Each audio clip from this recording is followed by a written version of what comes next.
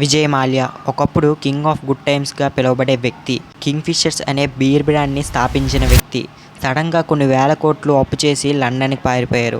అసలేం జరిగింది, తన బయోగ్రఫీ ఏంటి అనేది ఈ వీడియోలో చూద్దాం. హాయ్ ఫ్రెండ్స్, ఎలా ఉన్నారు? విజయ్ మాల్యా డిసెంబర్ 8, 1955లో విఠల్ మాల్యా అండ్ లలిత రామనాయన్కి జన్మించారు. విజయ్ మాల్యా తండ్రి విఠల్ మాల్యా మరణించిన తర్వాత విజయ్ మాల్యాని యూబీ గ్రూప్స్కి చైర్మన్ చేశారు. చైర్మన్ చేసిన కొన్ని సంవత్సరాలకే కింగ్ ఫిషర్స్ అనే పేరుని రీమోడల్ చేసి ఒక బీర్ బ్రాండ్గా 1978లో లాంచ్ చేశారు. అండ్ అప్పట్లో ఆల్కహాల్ని డైరెక్ట్గా ప్రమోట్ చేయకూడదు కాబట్టి కింగ్ ఫిషర్స్ పేరుతో వాటర్ అండ్ సోడాని లాంచ్ చేశారు. అంతేకాదు, అప్పట్లో క్యాలెండర్స్ అండ్ మోడల్స్ని తను రిలీజ్ చేసేవాడు. అండ్ దీపికా పదుకొనే అండ్ కత్రినా కైఫ్ లాంటి వాళ్ళని ఇలాగే ఇంట్రడ్యూస్ చేశారు. అండ్ ఆ తర్వాత కింగ్ ఫిషర్స్లో 4% ఆఫ్ ఆల్కహాల్ని 8%కి ఇంక్రీజ్ చేశారు. అండ్ ఆ తర్వాత 1980